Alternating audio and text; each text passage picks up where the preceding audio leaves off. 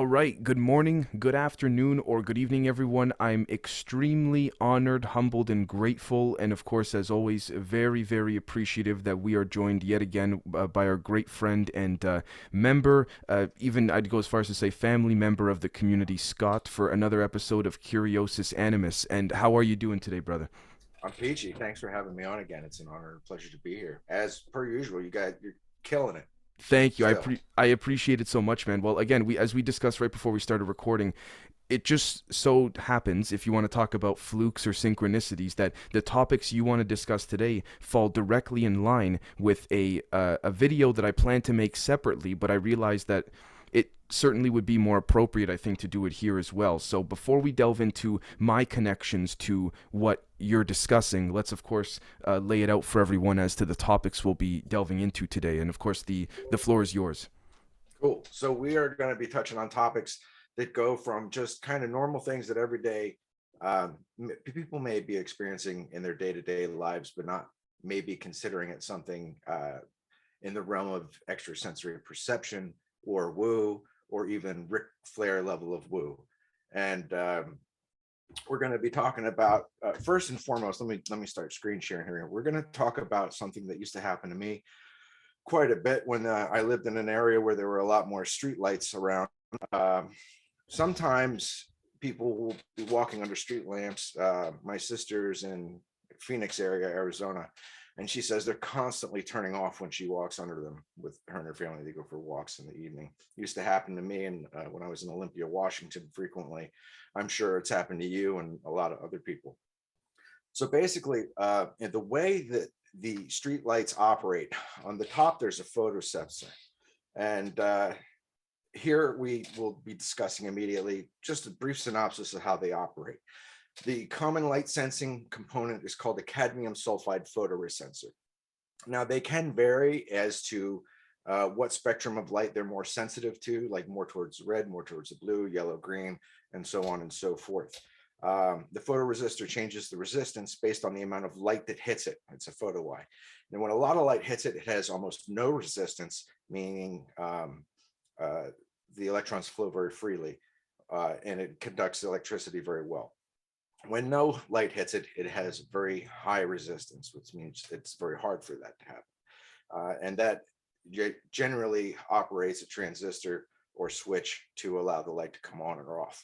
When I was a young man, a very young man, maybe even a kid, when pen lasers pointers were just starting to come out, they were like $100 a pop, and then gradually became less expensive. When it became less expensive, I bought one, and I found that you could turn off street lights with these things. You zap the photo eye on top of the hand sensor. I don't know about the legality of that kind of thing, but I'm pretty sure the statute of limitations has expired.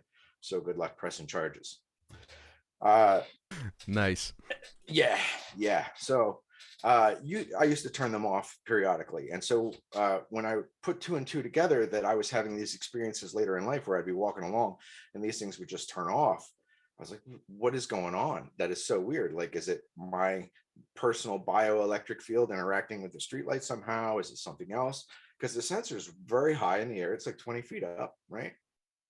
And the conclusion I came to, the most reasonable, uh, well, let me backpedal just a wee bit.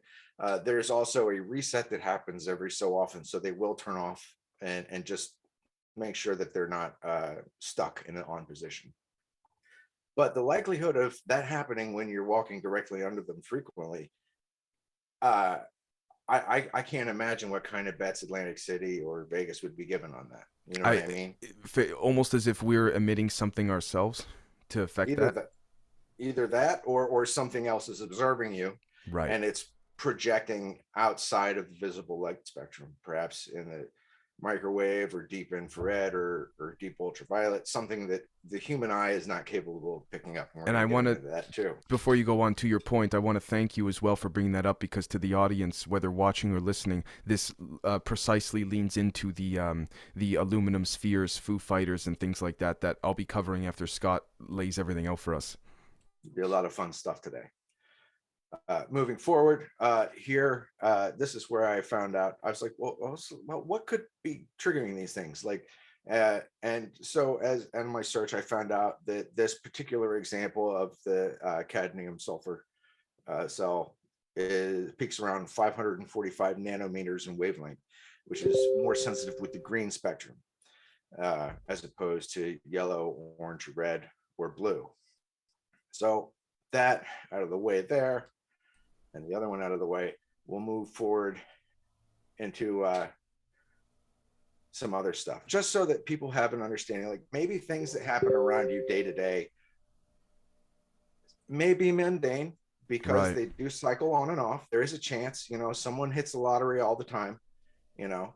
So Right. it's not outside of the possibilities, but it is also entirely possible that something is watching you or projecting or has some kind of an interaction with your body as it's moving past that street light in order to actuate that photocell.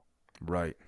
Uh, so moving into another woo kind of thing. So for single people, it probably is a constant thing where you see somebody attractive and you can't help but look at them, and next thing you know, they snap and stare straight at you, out of nowhere. They could be reading a book, they could be doing something else, but the focus of human attention, as Dan Winters puts it, shout out Dan,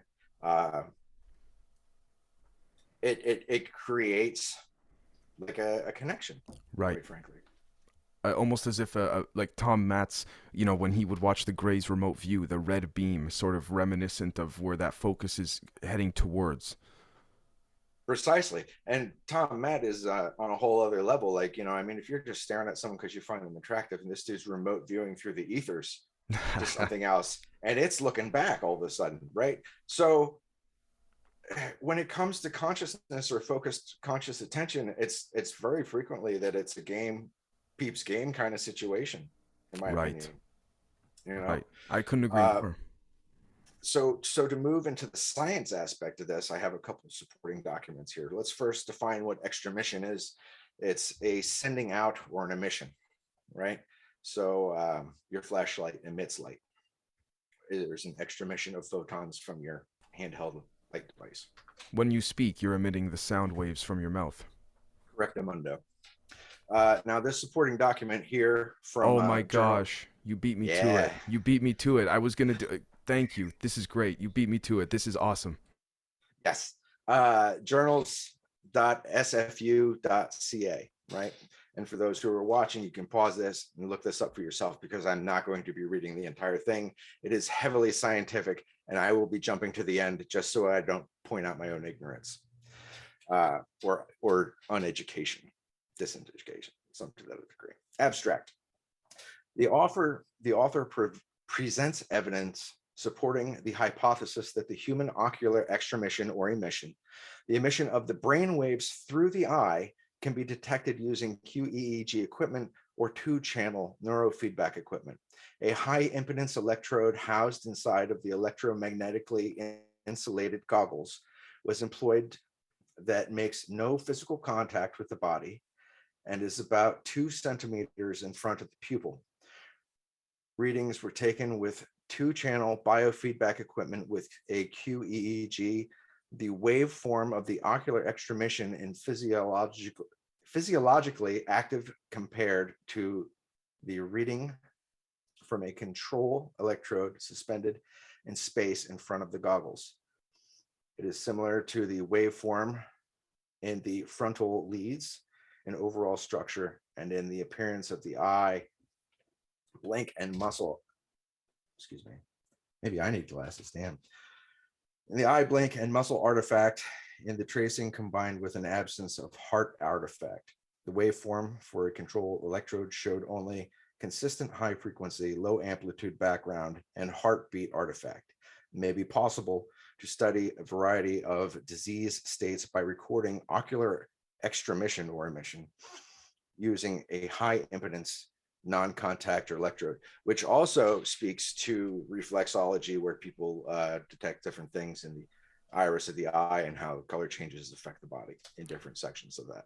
Right. And if I could mention before we go on as well, too, from my own personal research, I found that something called DMT, not the drug, which stands for Defense Mechanism Testing, it has found that, again, using some of these actual QEEG studies and all of this, that the individuals that have their defense mechanisms up, their fight or flight senses always on alert, tend to not be able to access what we call the extrasensory perception realm. So they have a much more difficult time remote viewing, much more difficult time even meditating, because they're always on a heightened alert of an external influence, which seems to be what society is doing to us constantly. And whereas they found that people who were far more in a controlled, relaxed, and focused state, regardless of what they were focusing on, were far more able to do what we coin, at least in modern society, remote viewing, see spirits, you name it. So to your point, this is a fantastic way of presenting it, brother. Thank you.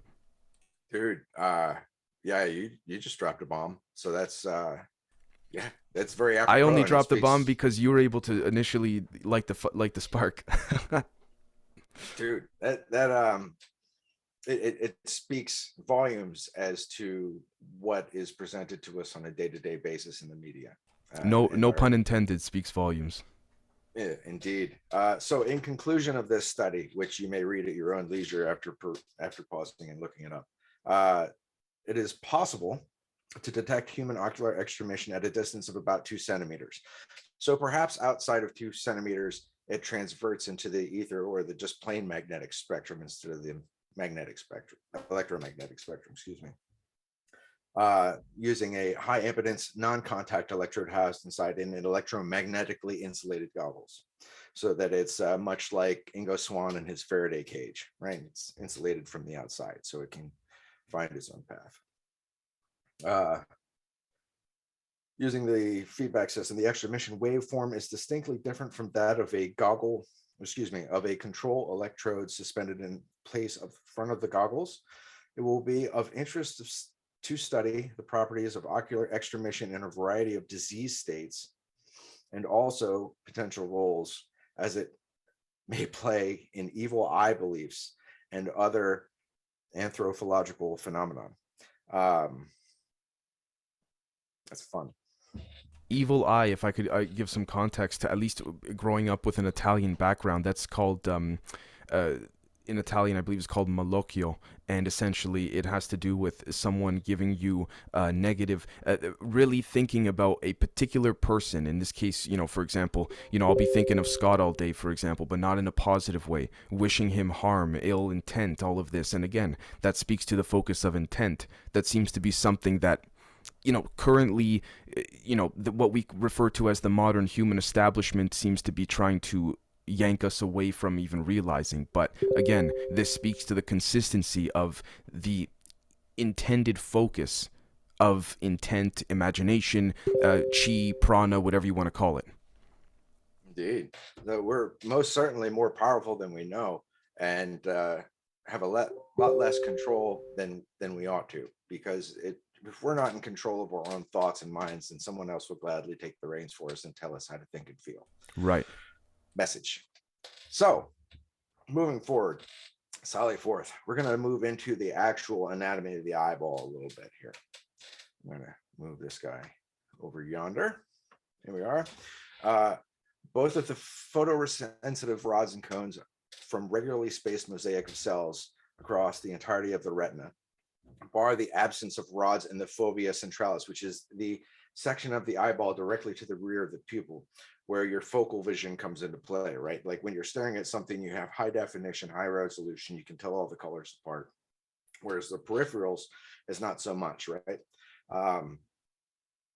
Back when we were living in plains and huts on the Sierra, the cones played a much bigger part because they detect the movement on the peripheral vision, right? Your eyes tend to snap towards it, and then all of a sudden you can focus on whatever is there or isn't there. Let's see here, moving forward. The rods are packed more densely per unit of the area. Now, the The cones give color delineation and differentiation. You have a red, a blue, and a green cone. Red is a long cone, green is mid-length, and blue is short, just as it sits on the electromagnetic spectrum. Excuse me. And the rods act as a contrast for that color. So as your computer or television monitor has contrast to make it lighter or darker, that's what the rods do. Kind of like the way in which when you take a wire and touch it to a car battery, it'll melt, but if you put it in a coil and point it at someone, they'll feel nauseous, but you are that conductor, like that rod, like that third DNA strand going down the middle, like the collapsing of the wave. Same idea. Why not? I mean, they are conical in shape. Um, Right. I found initial when I started getting into this, I found a fantastic image that was an electron microscope photo, and there were far, far more green cones than there were red or blue. And I found that pretty interesting. I was like, well, why is it there's so much green? And then I started thinking, well, the natural environment is generally green. We are tropical creatures by nature. I mean, we have Also, adaptability to live like in the Arctic and stuff, but it's not common. right. To be fair as well, too, one could argue, and very strongly, I would agree with this to play devil's advocate. This may be very anecdotal, but the concept of, the little green men that came off of the Roswell crash, that same idea too, the reoccurrence of particularly the color green. Yeah. That's a big deal. And while I haven't spent much time studying it myself, green is very, very prevalent in the occult. Apparently, it represents the abyss. It's on the Kabbalah in a big way. I watched a film called The Green Knight, which had I believe it was a reference to one of the stories of Gawain of the Knights of King Arthur, and that was a big thing. We're gonna get into that in a new series that we're gonna be pulling up because it's just too good to pass up.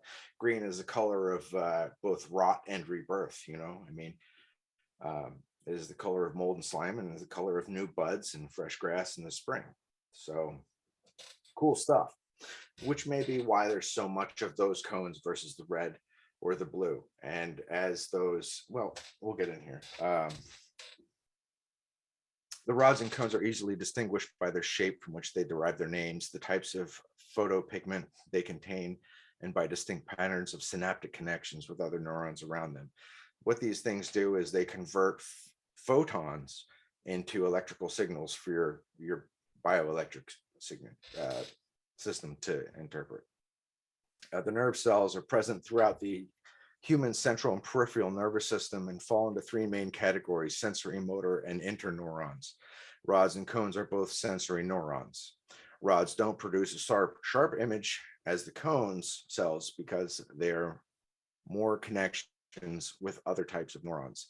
But rod cells are believed to be sensitive enough to respond to a single photon of light, whilst cone cells require tens to hundreds of photons to be activated, each one, right? And the principal task of the rod and cone cell alike is phototransduction. This refers to the type of sensory transduction that takes place in the visual system. It is the process of phototransduction that allows the pigment chemicals in the rods and cones to sense the light and convert it into the electrical signals, as discussed. Many other types of sensory transduction occur elsewhere within the body, enabling touch, hearing, taste, smell, right? All of these things, which is pretty fascinating. We have the three colors, as I mentioned before. I want to move forward a little bit.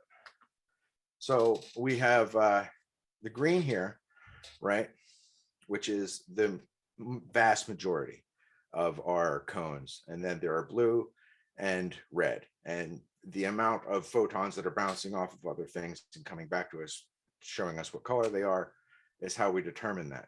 Now, I was like, well, why is it that it's just the green here when yellow essentially is about the same, right? So like the rainbow spectrum, we have red, orange, yellow, green, blue, indigo, and violet. I was like, well, why not? Why is that? It's strange. And then here again, right? So we have the green, which is here in the 550 nanometer range, whereas the red is slightly other in that direction. I'm guessing around what, maybe 500. Just a speculation. I'm no super scientist, but Right. and blue much farther in the other direction. So there's a big disparity here, right? Green's all the way over there. I want to bring up as well too. What we're looking at is a spectral response having to do with spectroscopy. Now, again, Mr. Frederick Portugal has gone public enough for me to be able to say and agree with the fact that the United States Air Force dumped almost $1 million into his intellectual property pertaining to spectroscopy. Again, he's found some very interesting things that he's put publicly in some instances, but again, it speaks to what you're saying here specifically. He is able to view such phenomenon within the confined color spectrum, almost as when the craft are coming through what seems to be a stargate in what we call deep space relative to where Earth is, almost as if, again, I don't want to say, it would be presumptuous for me to say, the coders of our game, but almost as if whatever's coming in, for better or worse, is not for me to say, but whatever's coming in is adapting to the code and colors of where we currently reside in.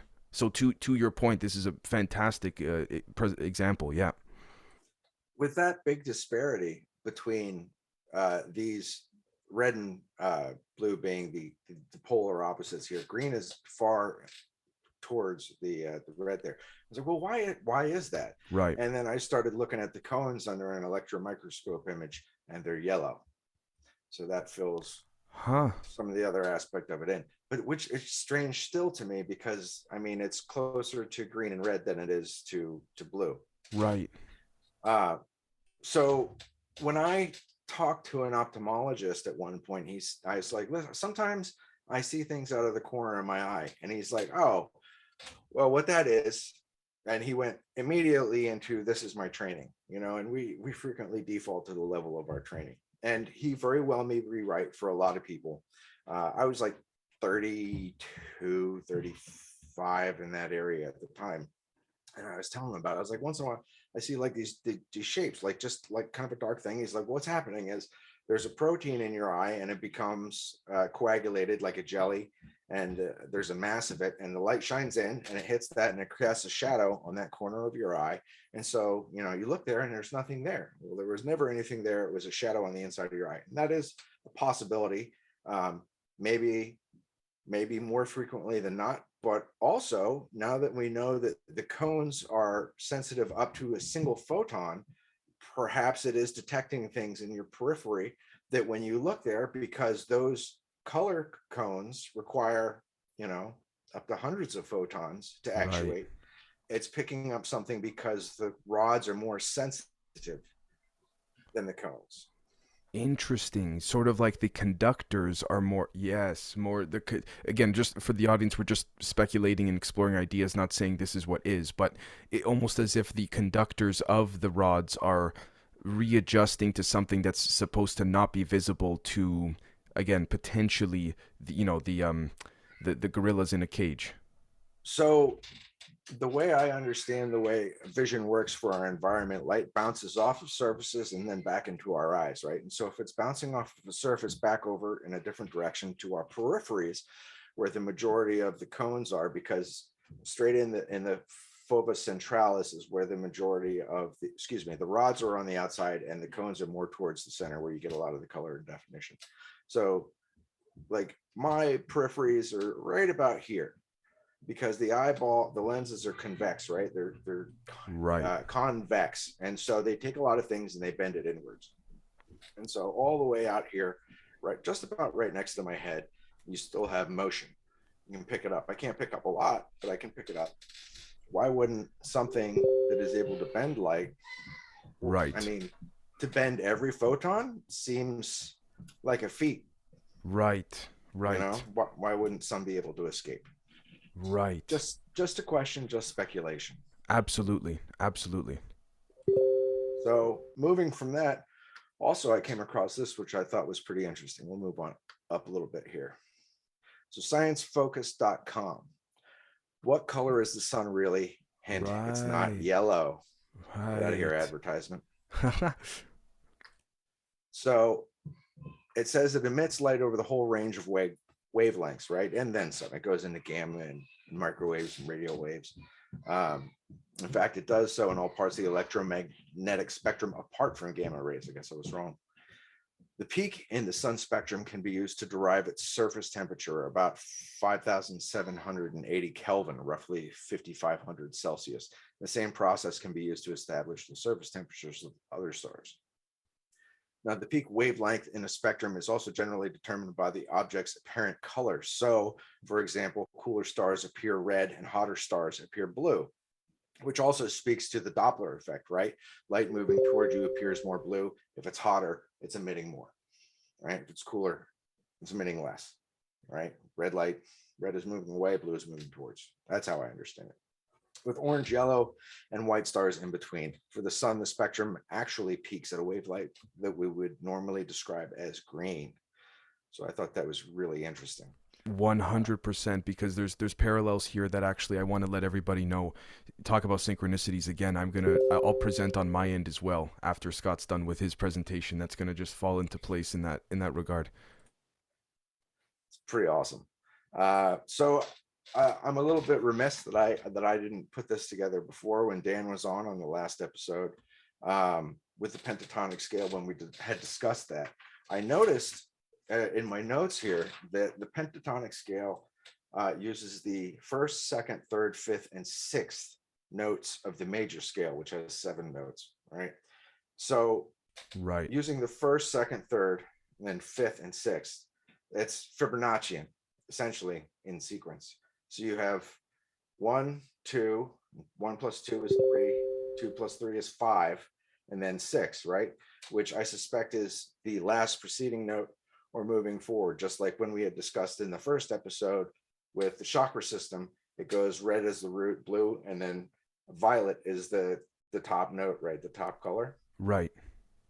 Violet or purple being a combination of blue and red. So that 6th note would be the first one in a new series of the Fibonacci. So it would be like 1, 1, but it's from the previous octave. And maybe I'm completely wrong. Actually, to your point, take a look here. If we look at the minor pentatonic scale and then going up to the major pentatonic scale, you can almost draw an outline of a cone. From very much. Yeah. And by adding 2 extra half notes in between those sections. So E to F is a half step up and A to B is a half step up. Right. No, B to C, excuse me. Right. But it's neat stuff. So when I was thinking about that, and I put it together right before this episode, which is just one of those things that happens. So the 1 and 2 and 2 to 3, right? 2 and 3 to 5. So there are essentially 4 additions happening there. And what I thought was really interesting was this song from the Axis of Awesome called the 4-Chord Song. And they make frank references and demonstrate how it's been the same 4 chords in every major pop song that's been at the top of the list for the last 40 years. And we're going to play that real quick. But we'll play it at its own speed, not real quick.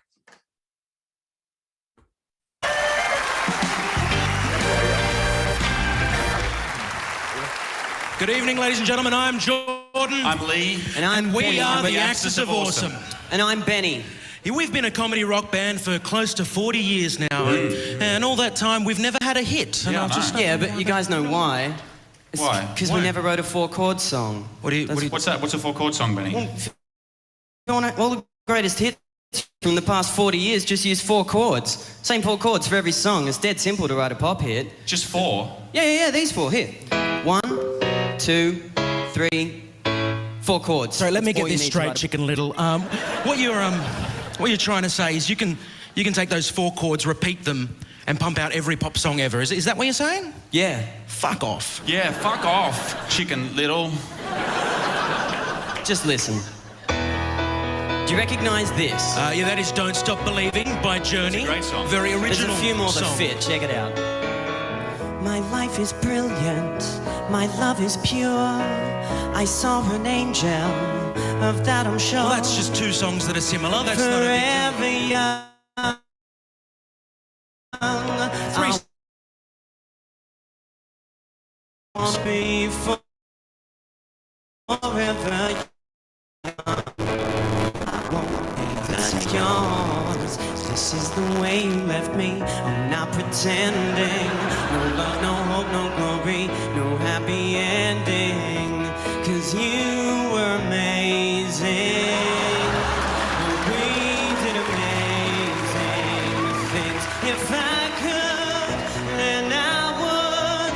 I'd go wherever you will go.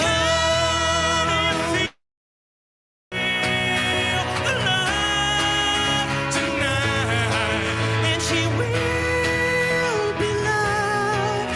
Yeah, she will be loved. Without running on and on about it, I think they make a pretty good case for the majority of pop music is manufactured, and there's something about the human psyche and the pentatonic scale, which we demonstrated in the first episode, that correlates to something's adaptability. That's incredible. That, yeah, the fact that it can come from the same force, yeah, that's amazing. Wow. Holy crap. Wow. Well, first off, let me thank you, man, for laying all of that out for us, because again, and I want to be very clear to the audience, this was not pre-planned, but it's going to be presented as if this whole thing was, pertaining to synchronicities. But so we see, just to make sure that's your like everything laid out on your end to discuss. Pretty much. Awesome. Yeah. Okay, cool. So what we'll do today is we'll take a little bit of a different perspective on that exact same, precisely what Scott was discussing here. So let's start first and foremost with the alleged, and for those that might say, okay, Dave, what does this have to do with, the four chords, with the different, the sun's primary color, with the pentatonic scale, with, the corner of the eye and all of this?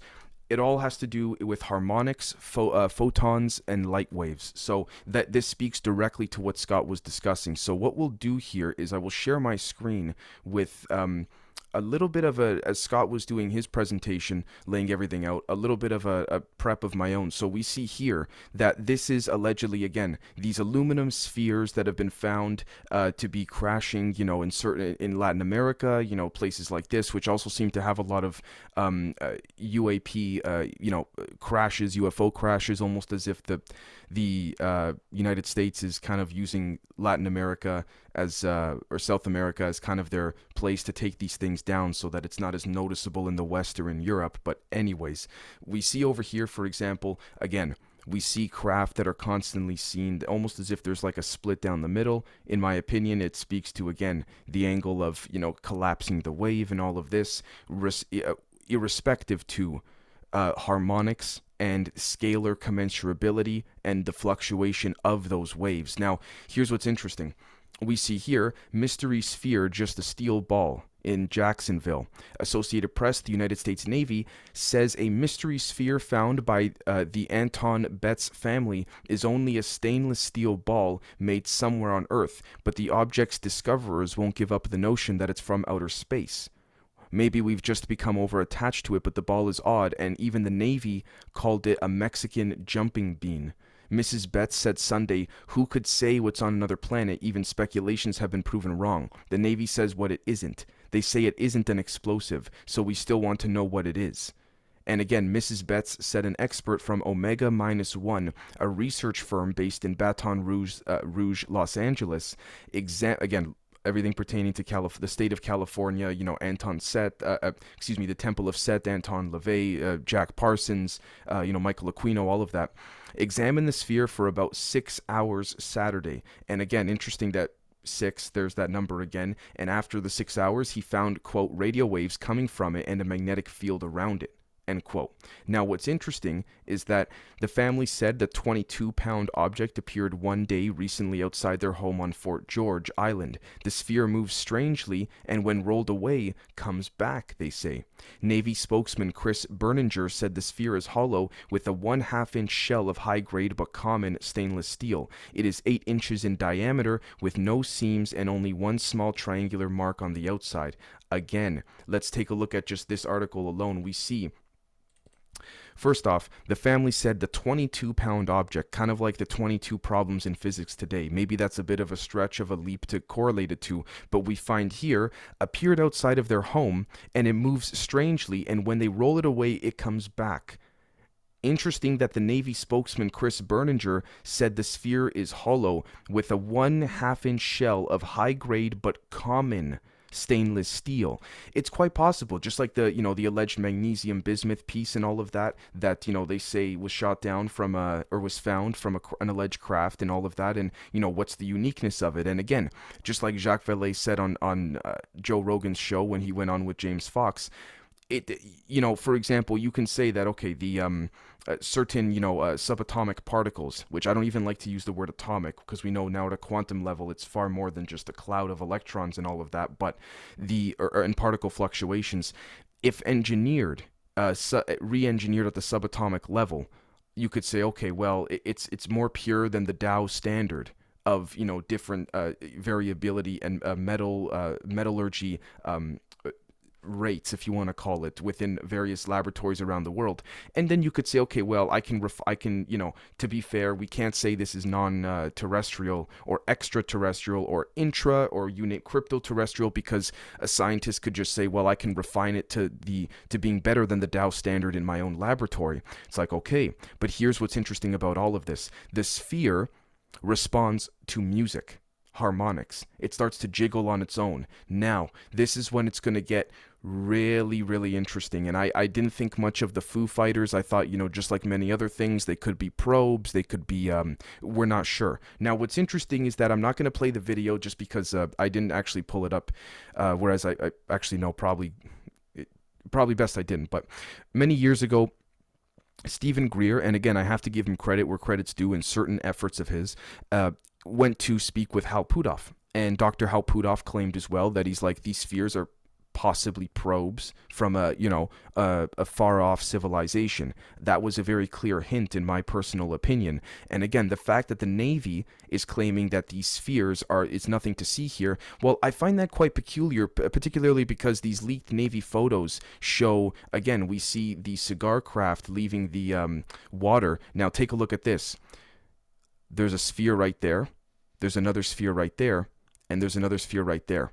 Almost as if it's in a triangulated position to protect what's in the middle of that triangle. Almost as if it's sort of like sentry guns protecting energetically from extremely advanced gamma rays and X-rays. Now, this is what's equally as interesting.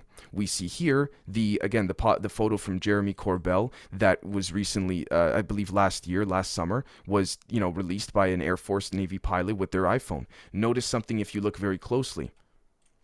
There's two spheres around it.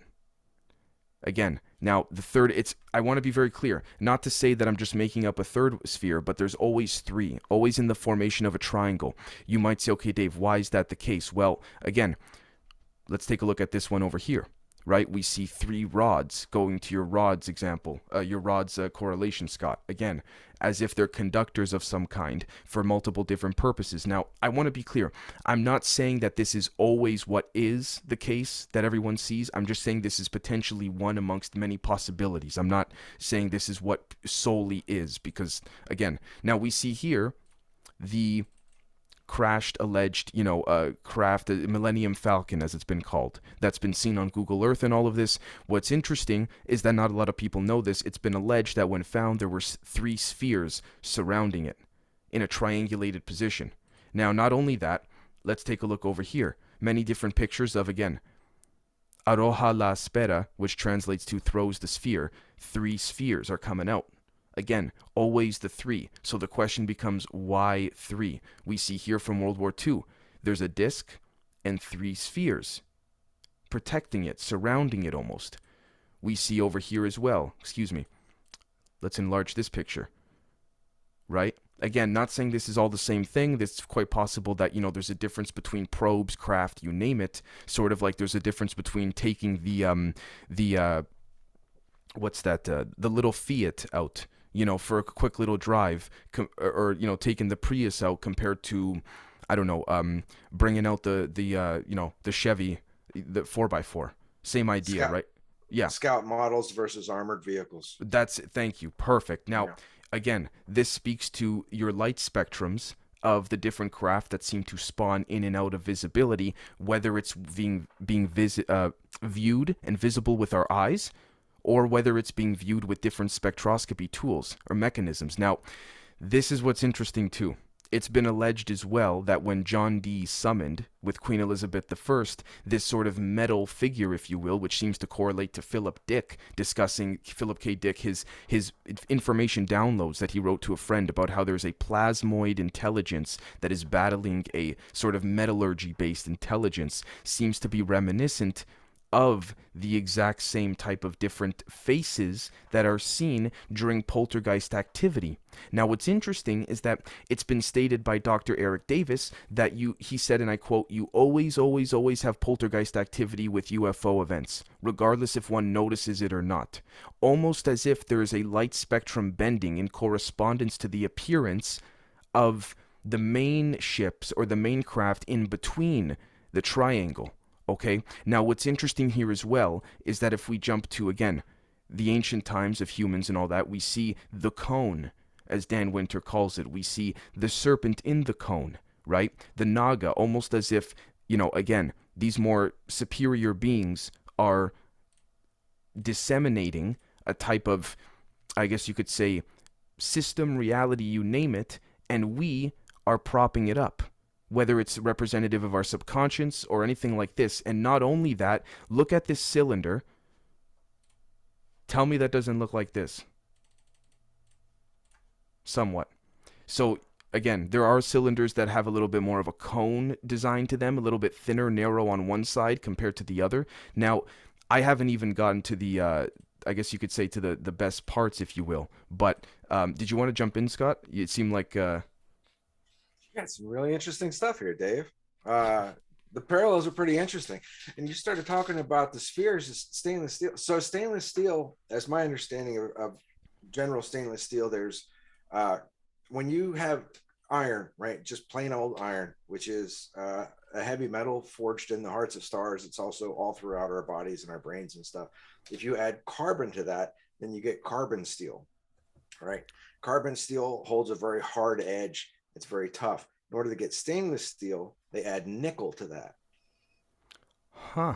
Now, nickel's got some really interesting qualities. It's very resistant to corrosiveness, and it's very hard. It's shiny, frankly, and it's also kind of brittle once you start reaching its tensile strengths. But wow. the the fact that thing is called a Mexican jumping bean, and it's reacting to vibration in music. I mean, the phrase "music of the spheres" comes to mind. Right. Just fascinating.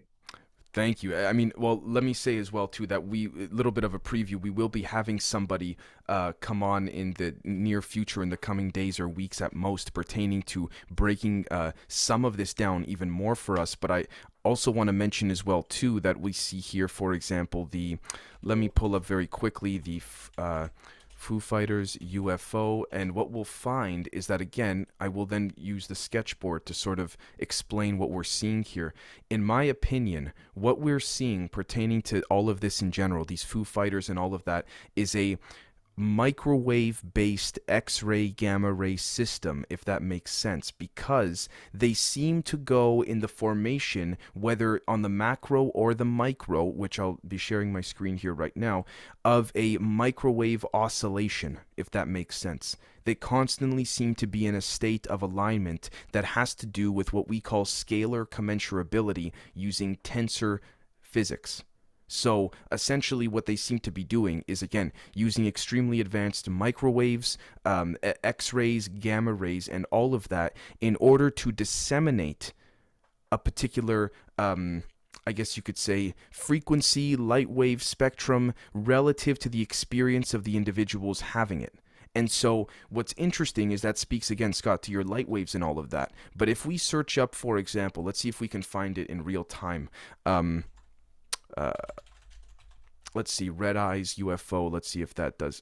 Here we are. Okay, so this is what I've been really excited and been wanting to explain, that I think will bring a potentiality full circle of what you were saying as well, brother. So we'll find over here, again, a lot of people during abduction experiences claim to see the red eyes, and they claim to see something like this of some kind, not necessarily always the rest of the bipedal humanoid based body, but this is what's equally as interesting. If we take a look, and let's head to the sketch pad here, let's open up a new page here. If we take a look at the way in which these spheres tend to operate. So let's, again, we've established that we noticed a pattern, and not just in modern human history. We see it in ancient paintings as well. These spheres, they've been around for a long time, it seems, right? And if we jump here again, interesting that there's sort of a mysterious statue at the Vatican, almost as if it's a landmark symbol to the spheres when they're near it, to sort of give a signal. There's one of those in Ireland too. I've seen it. Right, almost as if University. right, almost as if our government or religious leaders are familiar with a sort of signal landmark mechanism of some kind that we aren't. Just speculation. Now, what's interesting is that I think, and this is not a thought of my own, I want to be very clear, but I think that this is the same type of sphere that, again, make of Mr. Lazar as you will, but Bob Lazar claimed before he came into play, the scientists before him died because they tried drilling into one of these spheres, and it exploded in a nuclear sense. And so what's interesting is that there's a triangle on the sphere, and apparently the incision made by the triangle, and also of circles as well too, are so precise that even if you put your finger over it, relative to the 5 observables within the experience we're within, you can't feel even those incisions. Now, you might be saying, okay, why do you say that? Well, I think these spheres are not only sentry guns, protectors, you name it, of the craft, as we see, for example, here, 1, 2, 3. I also think they're escorters. I think they're the guards with the shotgun, so the guerrillas don't get out. Possibly, amongst many other things. Why do I say that? Well, say for example you have a crash, you have some non-benevolent, so some malevolent beings crashed during an experiment on Earth or something like this, in someone's backyard or where someone lives or something of the kind, right? Would you not want something like this to be deployed if someone were to approach your vicinity to scare them off? Now, this is what's interesting. They need to scare us because I think that they know we're stronger than them, which is why if people who don't run away from the red eyes and walk closer, particularly children, end up getting sick, because if you emit gamma rays and X-rays at a high enough level, those are those radiation burns that so many pilots speak on. And also, that speaks to, if you're a pilot, again, and you see, these 3 spheres, and nothing in between, I'm of the humble perspective, amongst many other possibilities, that the craft in the center is invisible to the light spectrum that we are currently confined in. The spheres are visible because what they're doing is they are creating an energetic beam outside of the spectrum, to your point, Scott, that is protecting energetically the craft in the center of it. So that, again, the only way to be able to penetrate the first layer of protection of the craft, largely because the guerrillas, being us, have gotten more advanced in our own terrestrial developments of technology, we have to take out one of the spheres to even get to the craft that's invisible. Now, this speaks to, okay, hold on a second, what about when we see the craft and no spheres? It's just the other way around. The craft is now viewable and the spheres go invisible, outside of our light spectrum, to protect itself. And then that is sort of like, if you can get through the spheres, that's sort of, you're now approaching the sudden electromagnetic wave that is, again, voiding the space-time continuum. And that speaks to quantum physics, that speaks to spinors, that, again, the circle is never entirely straight, that speaks to harmonics, that speaks to why these spheres respond to music. Constant fluctuations of acoustic harmonics using tensor scalar commensurability. So basically Dan Winter's fluctuation waves, which would also show that what we call empty space is not empty, in my opinion. Now, equally as much, let's go one step further. I think, amongst many other possibilities, that these spheres are also the result of poltergeist activity, not in all cases, but in some cases. Why do I say that? Well, when we have, for example, ghost hunters or shows or something like this that basically say, oh, if there's an entity here, show us that you're here, right? So here's what I want to also bring up as well. These aluminum spheres are re-engineered at what we label the subatomic level, but dare I say even we call it the micro level, because it's all toroid cones and donuts, to your point again, in whether you zoom out on the macro or the micro. So imagine right now we're ghost hunters, Scott, you and I, and we say, okay, if there's a spirit in this room right now, please move this this basketball, if you will. Now, if it's not an organic plasmoid being, I say it is the sphere that is residing outside of our light spectrum, and if it's outside of the light spectrum, it is therefore outside of the vibrational state in which the 5 observables relative to our optic feedback in our eyes can quote-unquote touch, because it doesn't even give us the feeling of that receptive response, because our biosensors in a natural way are not associated to the way in which this sphere is supposed to be touched outside of the confinement of the light spectrum. So what I find quite interesting is that, say this is, I'm going to label this because it's a terrible drawing of a basketball, so I'll call this a B. This is a basketball here. And now, pretend this sphere, which is, again, forgive me, the would be one of these spheres, Foo Fighters, whatever you want to call it. Imagine it cannot be seen nor touched, observed within our light spectrum. Imagine we're not dealing with an organic plasmoid being, if you will, or someone who's been traumatized, who's not non-destructively quote unquote died yet, so to speak. When we say prove that you're here, a way in which these guards with the shotguns can mess with us, and I'll get to why they'd mess with us in a second. Why they would move an object after we ask it is because we've now given it permission via intent to interact more intimately with us. And what happens is, it's the same way as the old story goes with vampires. Inviting them into your house, you have to invite them in because it's intent. Now, they move the basketball because they know we're smarter and stronger than them. They want to see if what we've done is create an energetic disruption between them and the object. So that next time around, when people start feeling nauseous, that's why, generally speaking, an object is pushed and moved before people start feeling nauseous. I think it's because it's testing to see if we are able to interfere with its beam. It's gamma ray beam or X-ray beam. And so I think that's why in some, not all, some cases, small objects are moved, lights are turned on before people start feeling nauseous, sick, their spine starts hurting, because again, it is simulating what we know today to be a demonic poltergeist event. Now, why would the sphere do it in the first place? The sphere seems to take on the shape of a shadow being, if you will, a humanoid being that can suit the space-time grid metric within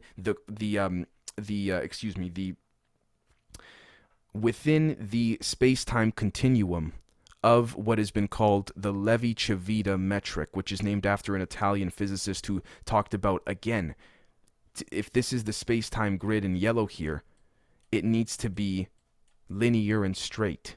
Regardless of which way you go, it's linear and straight. Regardless of how you look at it, it's all right angles, right? Which speaks to this simulation we may be living in, that the sphere that is controlled by, I believe, a set of grays, I think these grays, if that makes sense, are testing us on, and they want to see, have the gorillas realized yet that they're stronger and smarter than us?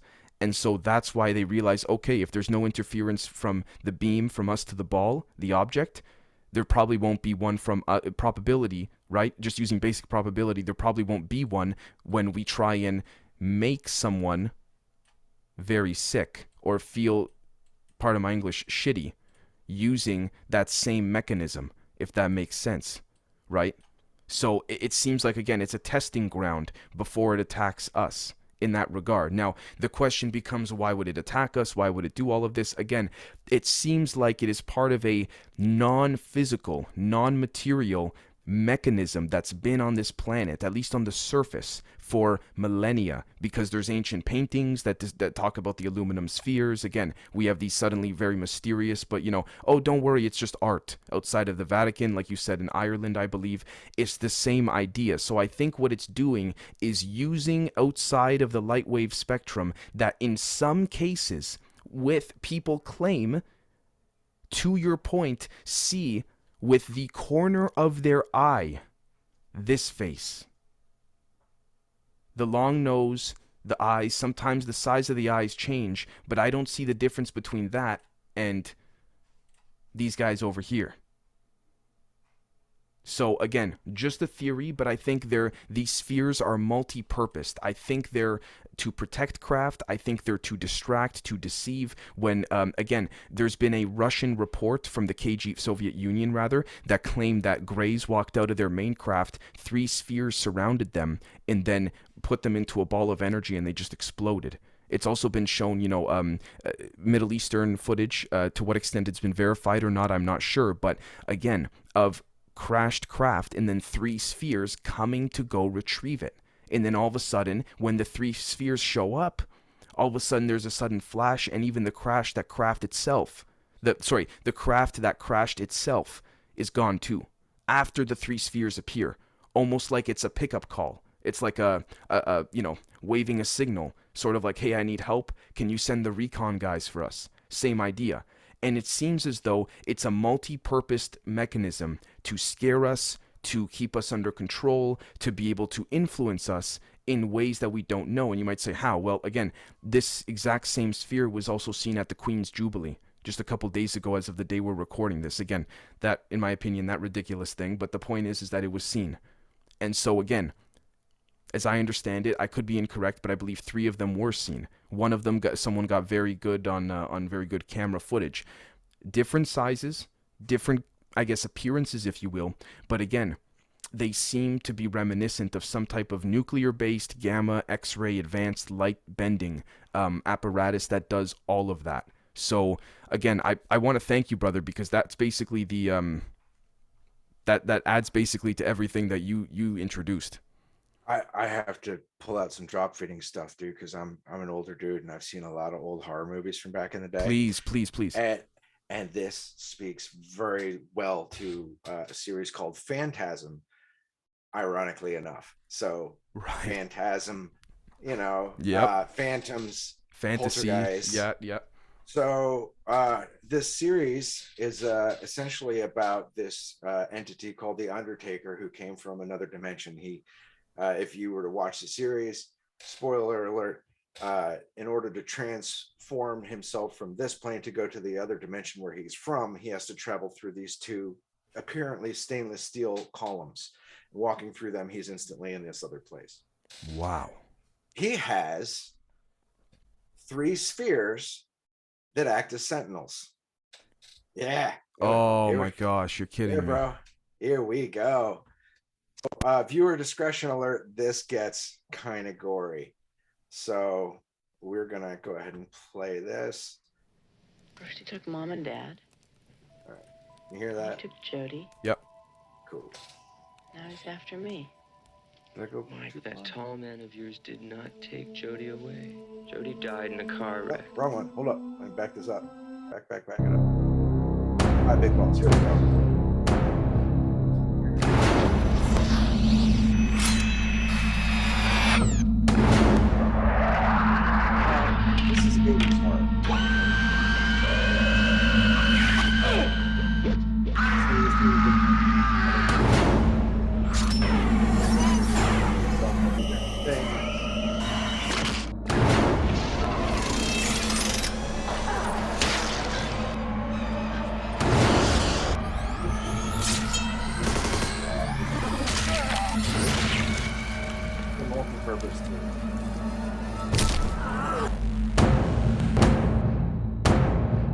It's that, in my opinion. Yep. This exactly. And to speak back to what people are seeing when they see the eyes and the elongated face. Like when the human mind sees something it can't make sense of, oftentimes it will start filling in the blanks. Like if you really believe something doesn't exist, it could be right in front of you, and you it would keep your psyche from going into shock and destroying kind of itself. kind of like the picture of Jesus that also seems similar to the asymmetry that of duality that people see when on DMT. uh I can only speculate because I haven't done DMT. Right, got you. No, fair Me, point. hit me up, Joe Rogan. So It's basically yeah, it's essentially the idea of, again, if you look very closely, let me zoom in one last time. Notice here, maybe this is a bit of a leap, but notice the cone, the expanding. And again, what is a cone? It's a triangle.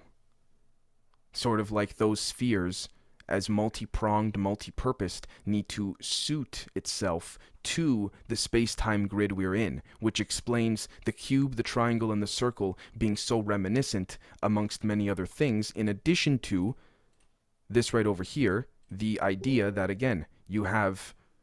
This is, I believe, forgive me if this is not entirely accurate for those that know far better than myself, the, alchemy and all of that. But again, the same idea, right?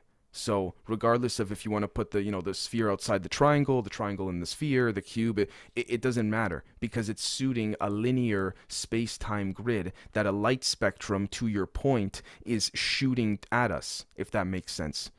Like a laser beam, literally like a laser beam, which explains why lasers are so significant in being able to create quote-unquote physical realism, or what Einstein called spooky action at a distance, because it's light waves. So yes, can nothing go faster than the speed of light? Nothing quote-unquote material or physical, but we can. So again, us being here, my Da Vinci-like stick person being right there. So you're again, a prodigy. yeah.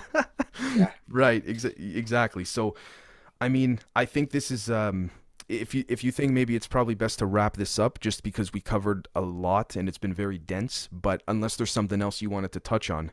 No, I was pretty surprised and ecstatic actually with the spheres connections we're making there. That's Synchronicities. pretty cool. Yeah. Yep. That's why actually, Yeah. for the audience, I said to Scott before we started recording if I could throw my 2 cents in on the spheres after he was done, but I didn't want to tell him beforehand because I wanted his reaction in real time for the audience. So yeah, man, this is great. Is there anything you wanted to bring up before we formally wrap this up?